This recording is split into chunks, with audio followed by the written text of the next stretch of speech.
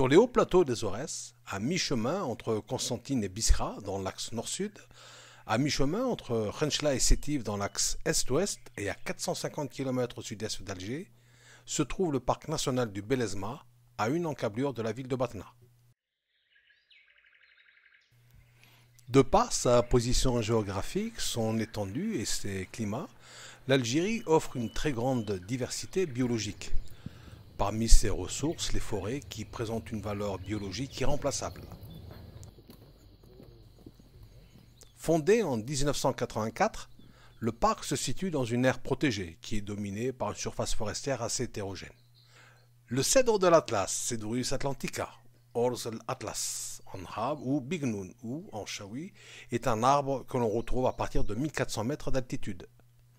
Notre cédré des Aurès offre une richesse floristique estimée à 1 millier d'espèces, avec 25% d'arbres tels que les cèdres, les chênes, les pins, les génévriers, et des arbustes comme les églantiers, ainsi que de nombreuses variétés de plantes, l'églantier, le gland. Cet environnement, dans lequel on retrouve toute une faune composée d'insectes comme le scarabée, de mammifères comme les vaches, des rongeurs, oiseaux, carnivores, contribue à enrichir le tapis végétal propice au développement des champignons.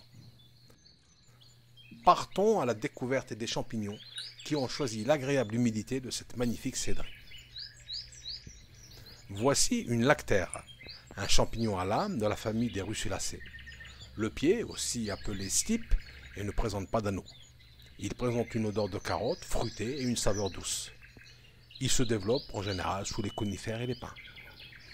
Dans cette famille, le plus connu est le lactaire délicieux. C'est un bon comestible dont la chair présente un lait orangé qui vire au verdâtre après 1 à 2 heures.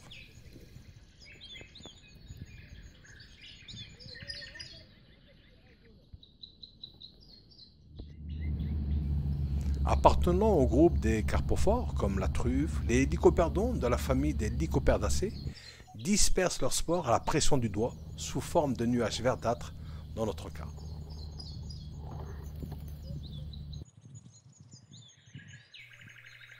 Le bolet pruineux est un champignon à tubes de la famille des bolétacées.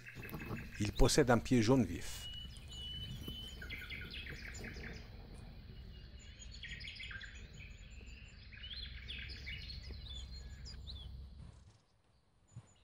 Une inocybe avec des lames échancrées blanches puis grises. Il n'a ni anneau ni volve. Attention, c'est un toxique.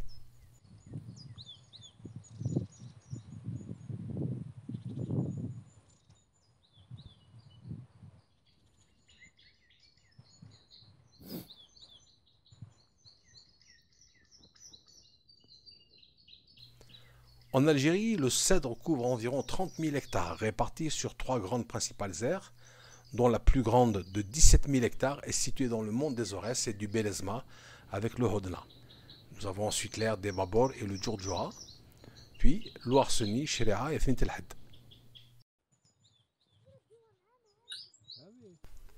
Le groupe des cortinaires contient des champignons à lames dont les formes sont assez diversifiées. Il appartient aux agaricales.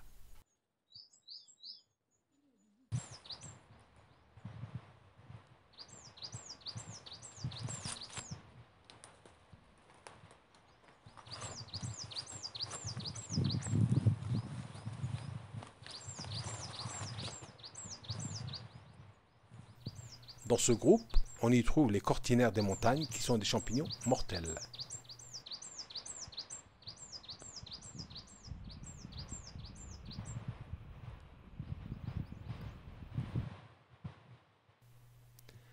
Les lactaires présentent de nombreuses morphologies et des spécificités dues à leur habitat.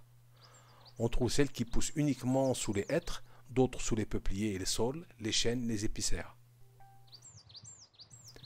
Un gymnopilus ou gymnopile du groupe des foliotes.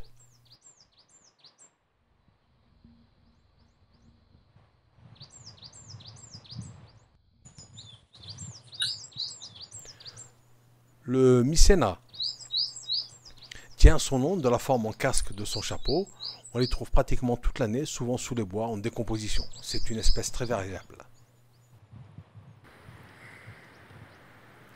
Les polypores, aussi appelés tramètes, envahissent les souches et troncs, qu'ils soient vivants ou morts. On le trouve pratiquement d'avril à octobre. La plupart ne présentent pas d'intérêt comestible.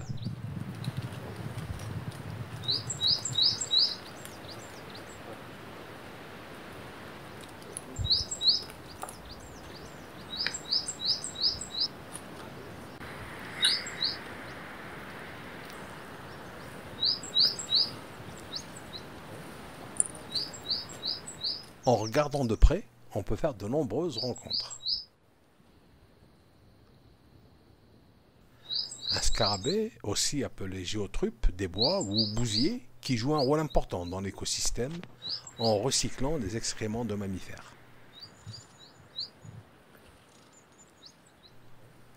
Un autre champignon à port jaune, celui que l'on voit ici, est caractéristique du bolet B, qui présente un chapeau visqueux par temps humide et qui pousse sous les conifères. On le rencontre en général de septembre à novembre. Comme ici, toujours sous les conifères, comme ça avec ces atomes bien sûr, on tubule, et il y en a un autre, peut-être comestible, qu'on le retrouve dans une forêt de conifères.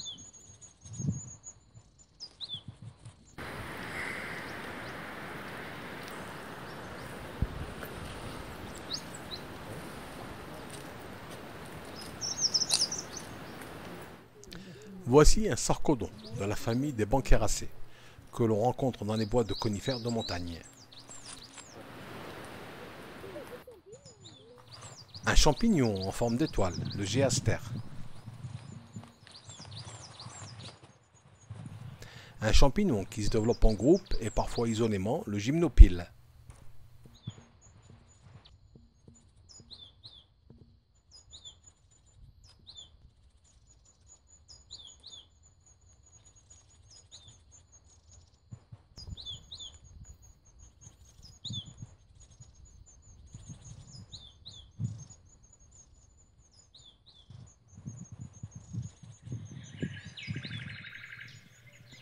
Trapu à large pied, le Locopaxillus.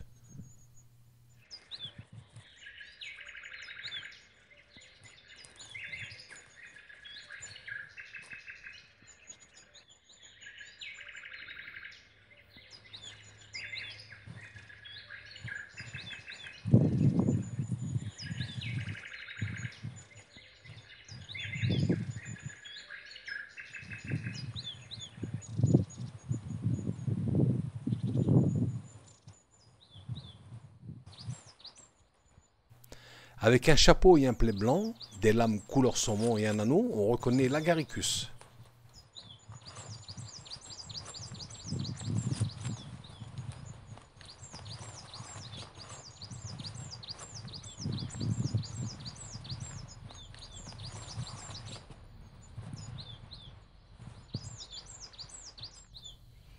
Un petit champignon à lame espacée, l'hygroscibe.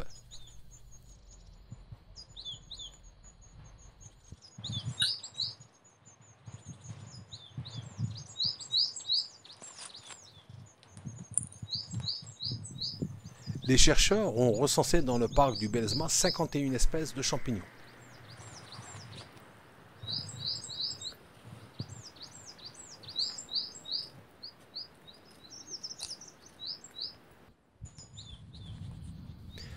L'un des plus grands champignons de la forêt mesure plus de 30 cm, la lépiote, aussi appelée coulmel, avec des lames blanches et un anneau double coulissant.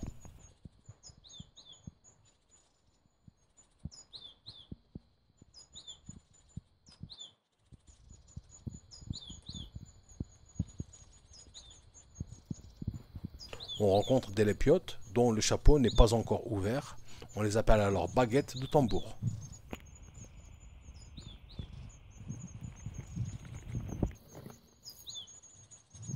Il n'y a pas de volve à la base du pied.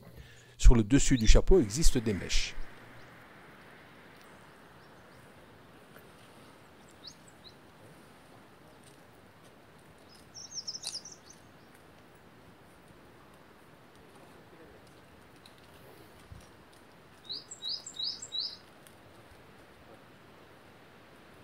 La partie comestible est formée par le chapeau. A noter qu'il existe des lépiotes plus petites, plus difficiles à identifier et qui sont toxiques.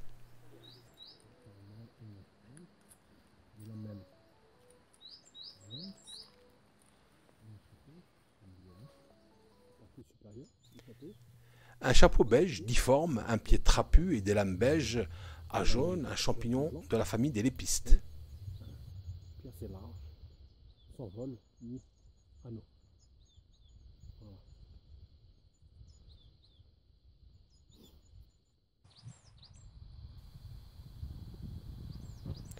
Un commun de ces lieux, l'agaricus, avec un chapeau blanc, des lames saumon et un anneau.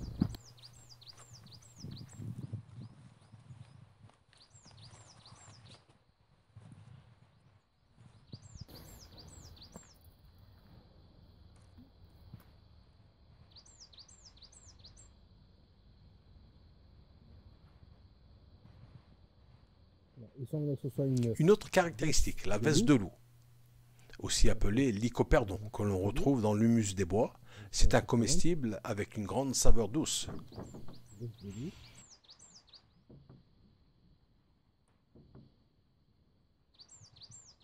C'est molle.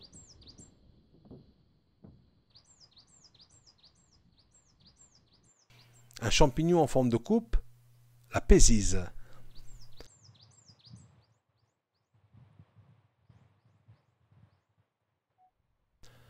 Le coprin, noir d'encre, dont le liquide noir contient les spores.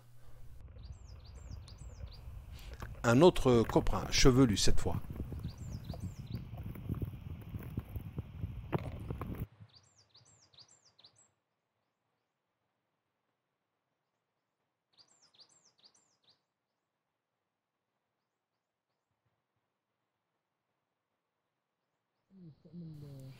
Il ne faut pas oublier son appareil photo pour immortaliser ces nombreux moments.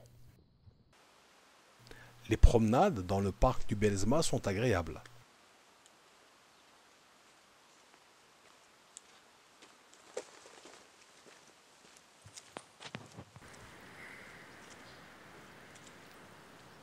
On y découvre aussi des roches dont les dessins réalisés par le divin sont impressionnants.